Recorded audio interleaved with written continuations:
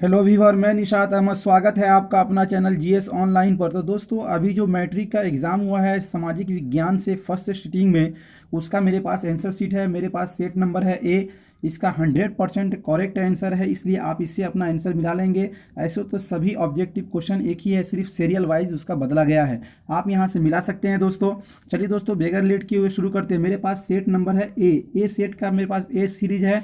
आप यहाँ से मिला सकते हैं। चलिए शुरू करते हैं। सबसे पहला ऑब्जेक्टिव है, टीपू सुल्तान कहाँ टीपू सुल्तान शासक थे। टीपू सुल्तान शासक थे तो मैसूर के शासक थे। कहाँ के शासक थे, इसलिए इसका ऑप्शन नंबर एक का ए सही हो जाएगा।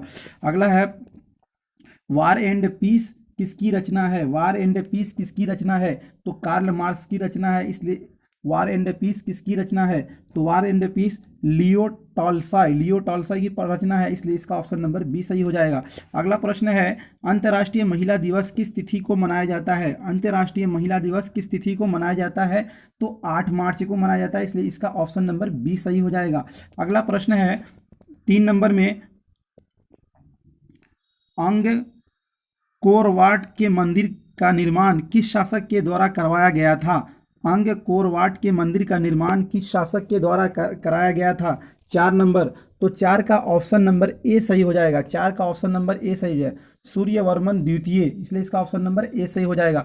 अगला प्रश्न है 5 नंबर में, जालियांवाला बाग हत्याकांड कब हुआ। जालियांवाला बाग हत्याकांड कब हुआ, तो 13 अप्रैल 1919 को। 13 अप्रैल 1919 को। दोस्तों, मैंने जितना भी आपका एग्जाम हुआ है सभी का आंसर की मैं डाल रखा हूँ।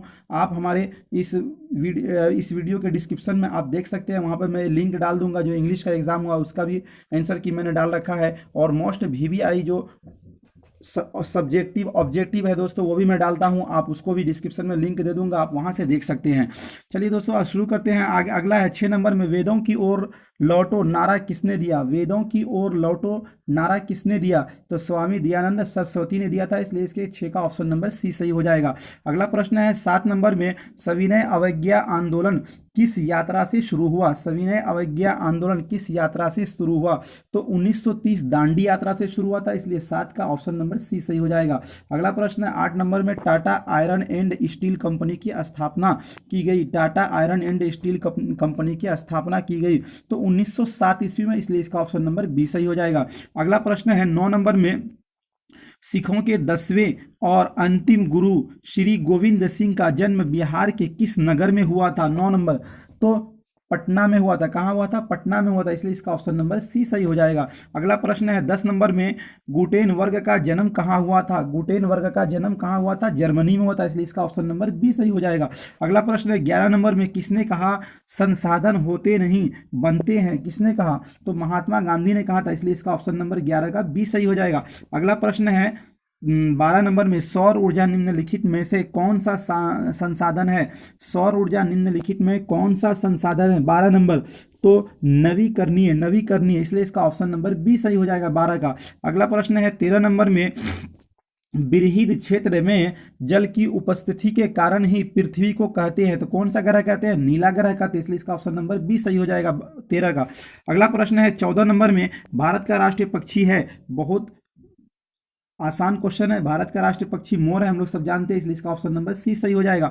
अगला प्रश्न है 15 नंबर में, यूरेनियम का प्रमुख उत्पादक केंद्र है। यूरेनियम का प्रमुख उत्पादक केंद्र है 15 नंबर, तो क्या हो जाएगा, जादूगोड़ा, इसलिए इसका ऑप्शन नंबर डी सही हो जाएगा 15 का। अगला है 16 नंबर में, प्राथमिक ऊर्जा का उदाहरण कौन सा नहीं है। प्राथमिक ऊर्जा का उदाहरण कौन सा नहीं है, तो कोयला, इसलिए इसका ऑप्शन नंबर ए सही हो जाएगा। अगला प्रश्न है 17 नंबर में, निम्नलिखित उद्योगों में से कौन सी कृषि पर आधारित नहीं है, तो सीमेंट, इसलिए इसका ऑप्शन नंबर बी सही हो जाएगा 17 का। अगला है 18 नंबर में, संजय गांधी जैविक उद्यान किस नगर में स्थित है, तो पटना में, हम लोग जानते हैं पटना का चिड़ियाघर बहुत मशहूर है, इसलिए इसका ऑप्शन नंबर डी सही हो जाएगा। अगला प्रश्न है 19 नंबर में, निम्नलिखित नदियों में से किसे बिहार का शोक कहा जाता है, तो कोसी नदी को बिहार का शोक नदी कहा जाता है, इसलिए 19 का ऑप्शन नंबर सी सही हो जाएगा। अगला प्रश्न है 20 में, चावल है, तो चावल क्या है, चावल खरीफ फसल है, इसलिए इसका ऑप्शन नंबर ए सही हो जाएगा। अगला प्रश्न है 21 में, सूचना का अधिकार अधिनियम कानून कब लागू हुआ, तो सूचना का अधिकार अधिनियम लागू हुआ 2005 में, इसलिए इसका ऑप्शन नंबर बी सही हो जाएगा। अगला है 22 नंबर में, पंचायती राज व्यवस्था सर्वप्रथम किस राज्य में लागू किया गया? तो राजस्थान में। कहाँ लागू किया गया था? राजस्थान में, इसलिए इसका ऑप्शन नंबर ए सही हो जाएगा। अगला प्रश्न है 23 नंबर में, सांप्रदायिक राजनीति आधारित होती है, सांप्रदायिक राजनीति आधारित होती है किस पर? धर्म पर, इसलिए इसका ऑप्शन नंबर ए सही हो जाएगा 23 का। अगला प्रश्न है 24 नंबर में, भारतीय संविधान के अनुच्छेद 19 में देश के सभी नागरिकों को कौन सा मूल अधिकार दिया गया है? बहुत ही आसान क्वेश्चन है, स्वतंत्रता का अधिकार। क्या चीज का? स्वतंत्रता का अधिकार, इसलिए इसका ऑप्शन नंबर ए सही हो जाएगा 24 का। अगला है 25 नंबर में, भारतीय जनता पार्टी की स्थापना कब हुई? भारतीय जनता पार्टी की स्थापना 1981 में हुई, इसलिए इसका ऑप्शन नंबर सी सही हो जाएगा 25 का।